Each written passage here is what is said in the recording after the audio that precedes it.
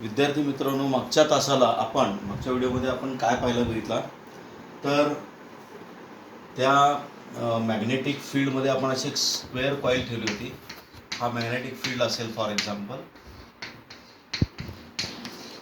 तर या मॅग्नेटिक फील्डमध्ये आपण एक कॉईल ठेवली होती, अशी रेक्टँग्युलर स्क्वेअर कॉईल होती आणि त्या कॉईलला एक बल्ब अडकवला होता. असा हा बल्बचा मास एम घेतला होता आपण आणि यातनं करंट आपण पास केला होता या डायरेक्शनमध्ये. हे करंट असं घेतलं होतं. सो आपण जर राईट हँड रूल वापरला, मॅग्नेटिक फील्ड जर आपण असं दाखवलं, ओके, फ्लेमिंग्स लेफ्ट हँड रूलनुसार काय येतं बघा, डायरेक्शन ऑफ मॅग्नेटिक फील्ड कुठं आहे, तुमच्याकडे आहे, आणि डायरेक्शन ऑफ करंट कुठं आहे, या दिशेने. So this is the Fleming's left hand rule वापरू. This is the magnetic field. This is the direction of electric current flowing through this side. Having this side is a, आपण already बघितलं होतं. आणि तर याच्यावर फोर्स वर act होतो. हा मॅग्नेटिक फोर्स घेतला होता आपण. हा मॅग्नेटिक फोर्स आपल्याला या कॉईलमधून जाणारा करंट काढायचा होता. मॅग्नेटिक फोर्सची डेफिनेशन आपल्याला माहीत आहे, मॅथमॅटिकल फॉर्म्युला आपल्याला माहीत आहे, I/B/A साईन थिटा. परंतु ही जी साईड आहे ती मॅग्नेटिक फील्डला परपेंडिक्युलर आहे, त्यामुळे ते sine theta is equal to sine 90 is equal to 1 घेतलं होतं आपण. So this comes out to be 1. So magnetic force acting on this side of this rectangular coil किती आला होता, I/B/A आला होता. आणि हा मॅग्नेटिक फोर्स काय करतो, वरच्या दिशेने आहे आणि तो वेट ऑफ द बल्बला बॅलन्स करतो. मग जे I/B/A is equal to mg असं घेतलं होतं आपण आणि मॅग्नेटिक इंडक्शनचा फॉर्म्युला काढला होता किंवा करंटचा फॉर्म्युला काढला होता आपण. यातनं किती करंट पास केला म्हणजे ही कॉईल अशीच अदांतरी राहील, हवेत राहील. तर I इज इक्वल टू काय येतं बघा, mg/BA येतं. So this is the current passing through, current which must be pass through this rectangular coil, square coil, so that what happens, the coil will remain as it is. That means it will not fall down. This weight mg is balanced by this magnetic force. So you have to pass this current mg/ba. m म्हणजे mass of this bulb आहे, g म्हणजे acceleration due to gravity, b म्हणजे magnetic induction, याचं जे magnetic field आहे या दिशेने त्याचं स्ट्रेंथ आहे, आणि ए म्हणजे side of the square coil. हा फॉर्म्युला आपण हा प्रॉब्लेम मागच्या व्हिडिओमध्ये बघितला आहे. या व्हिडिओमध्ये आपण torque acting on a current loop बघणार आहोत. Torque acting on a current loop याच्यामध्ये आपल्याला 11वीमध्ये थोडंसं शिकलो आपण. Electric motor works on the principle which we have studied in the last sections. So याच्यामध्ये current carrying loop of a wire जर मॅग्नेटिक फील्डमध्ये ठेवली तर मॅग्नेटिक फोर्स त्या करंट कॅरिंग वायरवर कसा ॲक्ट होतो हे आपण मागच्या वेळेला बघितलेलं आहे. आणि हा मॅग्नेटिक फोर्स FM हा कोणकोणत्या त्या वायरच्या साईड्सवर कसा ॲक्ट होतो हे आपल्याला बघायचं आहे. तर आता आपण म्हणजे हा प्रयोग बघत असताना we are not going into details of contact carbon brushes and external circuit. We will just visualize the rotating action of the motor. म्हणजे मोटारची रोटेटिंग ॲक्शन आपल्याला बघायची. तर इलेक्ट्रिक मोटरमध्ये सुद्धा हेच वापरलेलं असतं. समजा हा नॉर्थ पोल असेल, this is north pole, this is the north pole of the magnet, and in front of that we have kept a south pole. आणि असा एक साऊथ पोल आपण ठेवलेला आहे. ओके, तर हा साऊथ पोल आहे, म्हणजे this is south pole. So magnetic फील्डची दिशा कुठं आहे, अशी दिशा आहे. म्हणजे आपण इथं नॉर्थ पोल ठेवला आहे, इथं साऊथ पोल ठेवला आहे. असे मॅग्नेटिक लाईन्स ऑफ फोर्स तिकडे जात आहेत. म्हणजे युनिफॉर्म मॅग्नेटिक फील्ड आपण इथं ठेवलेला आहे. तर आपण फक्त युनिफॉर्म मॅग्नेटिक फील्ड इथं दाखवूया. समजा हा युनिफॉर्म मॅग्नेटिक फील्ड असेल, म्हणजे इकडं नॉर्थ साईड असेल, इथं नॉर्थ पोल असेल आणि इकडं साऊथ पोल असेल. तर हा मॅग्नेटिक फील्ड आहे. या मॅग्नेटिक फील्डची स्ट्रेंथ समजा B असेल. Strength of magnetic field is B. Strength of magnetic field is B. Now we have kept a coil in this. See, आपण अशी एक कॉईल ठेवतोय. म्हणजे समजा आपण रेक्टँग्युलर एखादा काहीतरी पार्ट घेतला तर रेक्टँग्युलर म्हणजे ही कॉईल जी ठेवली आपण ती अशी ठेवलेली आहे. इथं मॅग्नेटिक फील्ड आहे, ह्या रिजनमध्ये असं मॅग्नेटिक फील्ड आहे. त्याच्यामध्ये आपण एक कॉईल ठेवलेली आहे आणि ती कॉईल आपण अशी दाखवतोय, म्हणजे ॲक्च्युली ती अशी आहे. So its plane is like this, the plane of the coil is like this. आणि या कॉईलला आपण नाव दिलं आहे ABCD. So this is ABC and D. आणि इथून आपण समजा त्या कॉईलमध्ये करंट पास करतोय. समजा आपण करंट पास केलेला आहे आणि तो त्या करंटची डायरेक्शन अशी आहे, म्हणजे हा करंट असा जाईल, हा असा अँटी क्लॉकवाईज सेन्समध्ये त्यामध्ये करंट फ्लो होतो. म्हणजे ही कॉईल अशी ठेवली आहे, मॅग्नेटिक फील्ड असा आहे. ही कॉईल अशी ठेवल्यामुळं ही साईड AB असेल, ही साईड CD असेल, ही साईड BC असेल आणि ही साईड AD असेल. म्हणजे AD, AB, BC आणि CD अशा 4 बाजू आहेत. तर आपल्याला कशाचं एक्सप्रेशन काढायचं बघा, torque acting on a current loop kept in magnetic field of induction B. म्हणजे युनिफॉर्म मॅग्नेटिक फील्ड, आपण युनिफॉर्म मॅग्नेटिक फील्डमध्ये एक कॉईल ठेवलेली आहे आणि ॲक्च्युली या कॉईलचं प्लेन असं आहे. See this is the plane of the coil and this is the magnetic induction. म्हणजे मॅग्नेटिक इंडक्शन, मॅग्नेटिक फील्ड जे आहे ते या रिजनमध्ये आहे आणि अशी आपण एक कॉईल ठेवली आहे. ही साईड AB आहे, BC, CD आणि AD. समजा आपण ही साईड AD आणि BC आणि ADला आपण काय म्हणूया, BC आणि ADला आपण L2 म्हणूया. म्हणजे आपण ह्याला जर L2 असं म्हटलं, ह्या दोन्ही बाजू L2 आहेत आणि याची लेंथ घेतली आपण L1. म्हणजे AB आणि CD यांची लेंथ आपण घेतलेली आहे L1 आणि BC आणि AD यांची लेंथ घेतली आपण L2. म्हणजे L1 इंटू L2 काय येतं, एरिया येतो. So area is equal to L1 into L2, म्हणजे लेंथ इंटू ब्रेथ असं आपण घेतलं. So L1 L2 will be area of this coil. आता पुस्तकामध्ये तुमच्या आणखीन एक फिगर दिली आहे, त्या ती फिगर आहे 10.12a. ती फिगर थोडीशी किचकट वाटेल तुम्हाला, त्यामुळे मी ती फिगर एक्सप्लेन न करता ही फिगर एक्सप्लेन करेन. तुम्हाला फिगर 10.12मध्ये जे दिलेलं आहे ते इकडून बघितलेलं आहे, म्हणजे असा मॅग्नेटिक फील्ड दिला आहे, म्हणजे त्यांनी मॅग्नेटिक फील्ड असा दिला आहे, डॉट दाखवले त्याचा अर्थ मॅग्नेटिक फील्ड तुमच्याकडे असतो आणि ती कॉईल ते व्हिज्युअलायझेशन करणं थोडंसं तुम्हाला अवघड जाईल. आता एक लक्षात घ्या, जेव्हा अशी कॉईल ठेवली आहे मॅग्नेटिक फील्डमध्ये आणि त्यातनं करंट असा जर फ्लो करत असतील, तर आता राईट हँड रूलच्या साईन एक राईट हँड रूल काय सांगतो, magnetic field right hand rule असं सांगतो की 4 फिंगर जर मॅग्नेटिक फील्ड दाखवत असेल आणि मिडल फिंगर जर डायरेक्शन ऑफ करंट दाखवत असेल, तर आपला हा जो आहे तो थंब जो आहे तो आपल्याला फोर्स दाखवतो. मग आता मला सांगा, ही साईड BC जी आहे ती अशी आहे, AD जी आहे ती अशी आहे आणि AB आणि CD अशा आहेत. AB आणि CD ह्या दोन साईड्स मॅग्नेटिक फील्डला परपेंडिक्युलर आहेत. हे बघा, AB आणि CD असे आहेत आणि मॅग्नेटिक फील्ड असा आहे. मॅग्नेटिक फील्ड असा आहे याचा अर्थ AB आणि CD त्या मॅग्नेटिक फील्डला परपेंडिक्युलर आहे आणि ही अँटी पॅरलल आहे आणि ही पॅरलल आहे. म्हणजे मॅग्नेटिक फील्डच्या दिशेने AB आहे, AD आहे आणि CB जी आहे किंवा BC जी आहे ते अशी आहे.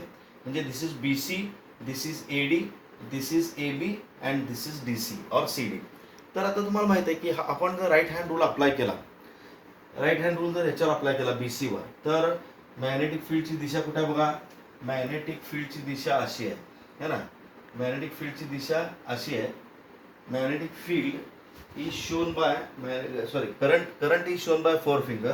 Middle finger shows the magnetic field. Right hand rule काय सांगतो, 4 फिंगर जो आहे तो मॅग्नेटिक फील्डची दिशा दाखवतो. हे बघा, ही मॅग्नेटिक फील्डची दिशा, ही करंटची दिशा आहे आणि मॅग्नेटिक फील्ड कोण दाखवतं, मिडल फिंगर दाखवतं. म्हणजे ही कॉईल अशी आहे, ह्या कॉईलमध्ये मॅग्नेटिक फील्डची दिशा अशी आहे आणि करंटची दिशा इकडं आहे. आणि जर तुम्ही साईड AB आणि CD बघितलात, साईड ABची लेंथ कशी आहे बघा, अशी आहे. त्यातनं करंट कसा फ्लो होतो, इकडं फ्लो होतो, करंट इकडं फ्लो होतो. मी फक्त BC सध्या BA आणि CD बद्दल बोलतोय. BC आणि AD बद्दल आपण नंतर बोलूया. समजा करंटची दिशा अशी आहे, मॅग्नेटिक फील्डची दिशा इकडे आहे, म्हणजे हे मॅग्नेटिक फील्ड आहे. तर याच्यावर फोर्स कुठे ॲक्ट होतो, ही जी बाजू आहे AB ती अशी आहे, याच्यावर वरच्या दिशेने असा फोर्स ॲक्ट होतो. जर त्याच्या समोरची साईड जर तुम्ही घेतली CD, साईड CDच्या केसमध्ये मॅग्नेटिक फील्ड कसं आहे, मॅग्नेटिक फील्ड असं आहे आणि साईड CD अशी आहे आणि करंट त्याच्यामध्ये कसं आहे बघा, करंटची दिशा कशी आहे, करंटची दिशा ही आहे, मॅग्नेटिक फील्डची दिशा ही आहे. म्हणजे करंटची दिशा 4 फिंगर दाखवतो, मॅग्नेटिक फील्डची दिशा मिडल फिंगर दाखवतो आणि आउटस्ट्रेच थंब, हे तिनं एकमेकांना परपेंडिक्युलर जेव्हा करतो तेव्हा आउटस्ट्रेच थंब जो आहे तो खालची दिशा, म्हणजे CD वर खाली फोर्स आहे.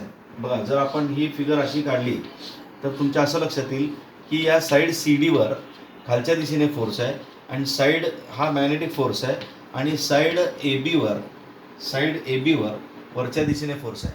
आपण या फोर्सला F1 म्हणूया, या फोर्सला F3 म्हणूया. आता जेव्हा हे दोन फोर्सेस आणि याच्यातलं परपेंडिक्युलर डिस्टन्स किती आहे, L2 आहे, परपेंडिक्युलर डिस्टन्स L2 आहे. आणि समजा ह्या कॉईलचा ॲक्सिस असा जर म्हणला, म्हणजे ॲक्सिस जर असा पास केला, तुम्हाला माहीत आहे दोन इक्वल आणि अपोजिट फोर्सेस एकाच बॉडीवर दोन वेगळ्या पॉईंटवर अप्लाय होतात. Two equal and opposite forces are applied on the same coil and suppose the imaginary axis of rotation is like this. So this coil will tilt. ही कॉईल टिल्ट होईल. ही coil अशी tilt झाल्यानंतर ही बाजू CD BC जी आहे, ही बाजू BC जी आहे, ही बाजू BC जी आहे तिचं काय होतं बघा, ही बाजू BC अशी टिल्ट होईल आणि ही बाजू AD पण तेवढ्याच अँगलमधून टिल्ट होईल आणि ही पूर्ण कॉईल असेल, म्हणजे हा AB असेल, हा CD असेल, कारण याच्यावर दोन फोर्सेस ॲक्ट होतात. बॉडीवर जेव्हा दोन फोर्सेस ॲक्ट होतात, इक्वल अपोजिट असतात, पॅरलल असतात, हे दोन्ही पॅरलल फोर्सेस आहेत, इक्वल आहेत, अपोजिट आहेत, पॅरलल आहेत, एकाच बॉडीवर ॲक्ट होतात आणि वेगवेगळ्या पॉईंट्सला ॲक्ट होतात, तर तिथं टॉर्क ॲक्ट होतो. टॉर्क म्हणजे तुम्हाला माहीत आहे torque is equal to R cross F हा टॉर्कचा फॉर्म्युला आहे. मग आता जर तुम्ही इथून हे डिस्टन्स बघितलं तर हा डिस्टन्स L2 आहे, म्हणजे L2/2 हे अंतर आहे. या ॲक्सिसपासून या फोर्सचं अंतर म्हणजे L2/2 साइन थिटा होईल. आता हे अंतर कसं काढायचं सांगतो तुम्हाला. समजा आपण टिल्टेड पोझिशन अशी जर घेतली, समजा ही टिल्टेड पोझिशन आहे, ही साईड जी आहे ती अशी वर आहे, म्हणजे आपण अशी फिगर काढणं एवढं सोपं नाही याच्यामध्ये. ह्यावर हा F1 फोर्स ॲक्ट होतो आणि हा F3 फोर्स ॲक्ट होतो. F1 आणि F3 असे ॲक्ट होतात आणि ह्या साईडवर इथं बघा, जर तुम्ही करंटची डायरेक्शन बघितली तर करंटची डायरेक्शन ही आहे आणि मॅग्नेटिक फील्डची डायरेक्शन अपोजिट आहे. आणि इथं या साईडवर जेवढा फोर्स ॲक्ट होतो, टिल्टेड आहे ना ते, ही टिल्ट झाल्यावर तुम्हाला अशी दिसेल, ही साईड BC तुम्हाला अशी दिसेल आणि साईड AB तुम्हाला अशी दिसेल. टिल्ट झाल्यानंतर साईड AB तुम्हाला अशी दिसेल आणि ही साईड BC आहे आणि त्याच्यानंतर टिल्ट झालेली आहे. म्हणजे तुम्हाला जर या बाजूने बघितला तर फिगर 10.12b मध्ये तुम्हाला ते दाखवलेलं आहे. तर या दोन बाजूंवर दोन फोर्सेस ॲक्ट होतात which are equal, opposite and parallel. So they form A torque. So this coil gets deflected like this. This coil gets deflected. F1 is acting on this side, F3 is acting on this side, आणि BC आणि AD वर side BC and side AD या दोघांवर, म्हणजे या दोन बाजूंवर equal आणि अपोजिट फोर्सेस ॲक्ट होतात आणि net force acting on side BC and side AD is 0 because this two are equal and opposite forces. जेव्हा हे पॅरलल आणि अँटी पॅरलल असतात, म्हणजे इथे ही एक साईड असली असती आणि ही एक साईड असली असती, हे दोन्ही पॅरलल आणि anti parallel to magnetic field आहे, त्यामुळे त्यांच्यावरचा नेट फोर्स 0 आहे. परंतु जेव्हा हे टिल्ट होतं तेव्हा याच्यावर फोर्स ॲक्ट होतो आणि तो फोर्स असतो तो magnetic force F2 is equal to, म्हणजे F2 आणि F4 जर आपण फोर्सेस घेतले AD वर आणि BC वर ॲक्ट होणार आहे. इथं फक्त सांगायचं आहे का, मला लक्षात घ्या, ह्या दोन साईडवरच फोर्स ॲक्ट होतो आणि F2 आणि F4 जेव्हा ते टिल्ट होतात तेव्हा त्याच्यावर ॲक्ट होतात. मात्र हे फोर्सेस असतात IL2B साइन 90 मायनस थिटा. तुम्ही पुस्तकातली फिगर नंबर 10.12b बघितला तर तुमच्या लक्षात येतं की F2 आणि F4 किती आहेत, IL2B साइन 90 मायनस थिटा, आणि दोन्ही इक्वल आणि अपोजिट फोर्सेस आहेत, एकाच लाईनच्या अलॉंग आहेत, त्यामुळे हे एकमेकांना कॅन्सल करतात. मग F1 आणि F3 जरी अपोजिट असले तरी ते का बरं कॅन्सल करत नाहीत, कारण ते दोन डिफरंट पॉईंट्सवर ॲक्ट होतात. म्हणजे F1 ॲक्ट होतो या पॉईंटवर वरच्या दिशेने आणि F3 ॲक्ट होतो या पॉईंटवर या दिशेने, म्हणजे ते दोन्ही त्या कॉईलला रोटेट करायला लागतात. So these two forces form A torque. हे दोन फोर्सेस काय करतात, टॉर्क फॉर्म करतात आणि त्यांचं मॅग्निट्यूड जे आहे F1 इज इक्वल टू किती येतं बघा. So F1 comes out to be IL1B sine theta. इथं थिटा आपण सुरुवातीला 90 ठेवलाय, त्यामुळं IL1B आणि F2 किती येतं, IL1Bच येतं. म्हणजे F1 आणि F2 किती येतात, IL1B, सॉरी F1 आणि F3 म्हणजे या साईडवर आणि या साईडवर. ह्या साईडवर F1 ॲक्ट होतो, या साईडवर F3 ॲक्ट होतो. F1 आणि F3 असे दोन ॲक्ट होतात. F1 आणि F3चं मॅग्निट्यूड सेम आहे आणि आपल्याला माहित आहे की टोटल टॉर्कचा फॉर्म्युला काय होतो, R क्रॉस F. टोटल टॉर्कचा R1 क्रॉस F1 आणि प्लस R2 क्रॉस F2 असं आपल्याला घेता येईल. या ॲक्सिसच्या अलॉंग एक लक्षात घ्या, या ॲक्सिसपासून या फोर्सचं परपेंडिक्युलर डिस्टन्स काढण्यासाठी आपल्याला एक वेगळी फिगर बघावं लागेल. समजा हा ॲक्सिस आहे आणि ही फोर्सची डायरेक्शन आहे, या कॉईलवर ॲक्ट होणार आहे. तर आपण हे जर वाढवलं तर या पॉईंटपासून हे परपेंडिक्युलर डिस्टन्स होतं. या पॉईंटपासून परपेंडिक्युलर डिस्टन्स कुठलं होतं बघा, परपेंडिक्युलर डिस्टन्स येतं, the perpendicular distance between F1 and axis आणि F1चं डिस्टन्स येतं हाफ L2 साइन थिटा. ही तुम्ही फिगर थोडीशी स्टडी केलात तर तुमच्या लक्षात येईल की हाफ L2 साइन थिटा हे डिस्टन्स येतं. म्हणजे ही ॲक्च्युली ही ॲक्सिस अशी आहे, अशी आणि कॉईल अशी टिल्ट झाली आहे. म्हणजे हे डिस्टन्स जे आहे हे परपेंडिक्युलर डिस्टन्स आपण काढतोय. तर परपेंडिक्युलर डिस्टन्स किती येतं, हाफ L2 साइन थिटा येतं. ते फिगर जॉमेट्री ऑफ फिगरवरून तुमच्या लक्षात येतं. आणि हे जे एकदा आलं तर आपल्याला टोटल टॉर्क काढायचा आहे. तो टोटल टॉर्क किती असेल बघा, R1 म्हणजे हाफ L2 साइन थिटा आहे आणि F1 म्हणजे IL1B आहे. F1 किती आहे, IL1B. F2 पण किती आहे, IL1B. R1 किती आहे बघा, टॉर्कचं मॅग्निट्यूड काढतो आपण, IL1B इंटू R1 किती आहे, हाफ L2 साइन थिटा. तसेच प्लस इथं R2 किती आहे, हाफ L2 साइन थिटा आहे इंटू F3 किती आहे, म्हणजे R2 इंटू F3 आहे. तर F3 किती येतं, IL1B येतं. म्हणजे टोटल किती आलं, IL1B याच्यामध्ये कॉमन आहे, म्हणजे 2 into IL1B into L2 into sine theta असं येतं. मग आता मला सांगा, आणि हा जो 2 नाही, हे IL1B L2 साइन थिटा येतं. म्हणजे हा फॉर्म्युला आला, म्हणजे या दोघांची बेरीज म्हणजे half L1 L2 IB sine theta, half L1 L2 IB sine theta same आहे.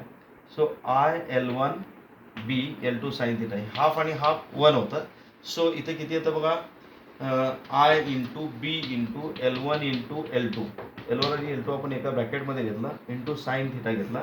तर IBA L1 इंटू L2 म्हणजे L1 इंटू L2 म्हणजे त्याचा एरिया येतो रेक्टँग्युलर कॉइलचा, IBA साइन थिटा येतो. So this is the torque acting on this coil kept in uniform magnetic field of induction B. A is area of coil, I is current pass through the coil, आणि theta ही tilted पोझिशनमधली जे tilt होतं magnetic फील्डमध्ये. आपण जर एखादी coil ठेवली rectangular coil आणि त्यातनं करंट पास केला तर टॉर्क एक्सपिरियन्स करते आणि ती काय होते, टिल्ट होते. सो तो किती येतं, IBA साइन थिटा येतं.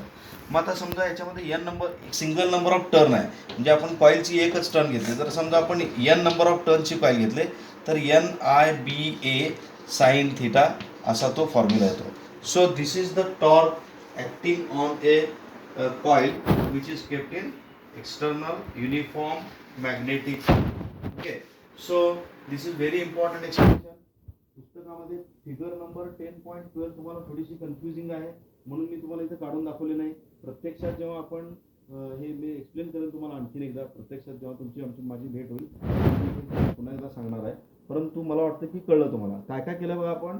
हा मॅग्नेटिक फील्ड या डायरेक्शनमध्ये अशी कॉईल आपण ठेवली आहे, ABCD अशी कॉईल आहे आणि ती कॉईल अशी हॉरिझॉन्टल आहे आणि त्यातनं करंट पास केला आपण अँटी क्लॉकवाईज सेन्समध्ये. राईट हँड रूल वापरला आपण. फोर फिंगर काय दाखवतो, डायरेक्शन ऑफ करंट, आणि मिडल फिंगर काय दाखवतो राईट हँड रूलमध्ये, direction of magnetic field. Current समजा या दिशेने, मॅग्नेटिक फील्ड या दिशेने, तर फोर्स इकडे ऍक्ट होतो, म्हणजे याच्यावर फोर्स वर ऍक्ट होतो. आणि याच्यामध्ये करंटची डायरेक्शन कशी आहे बघा, करंटची डायरेक्शन जर आपण अशी घेतली आणि मॅग्नेटिक फील्डची डायरेक्शन जर अशी घेतली, करंटची डायरेक्शन आत आहे, मॅग्नेटिक फील्ड इकडे आहे, तर F3 म्हणजे F1 आणि F3 हे दोन फोर्सेस ह्या कॉइलच्या साईड ए बी आणि साईड डी सीला रिस्पेक्टिव्हली ऍक्ट होतात, आणि ते दोन्ही इक्वल आणि अपोजिट फोर्सेस आहेत, त्यामुळे ती कॉइल टर्न होते.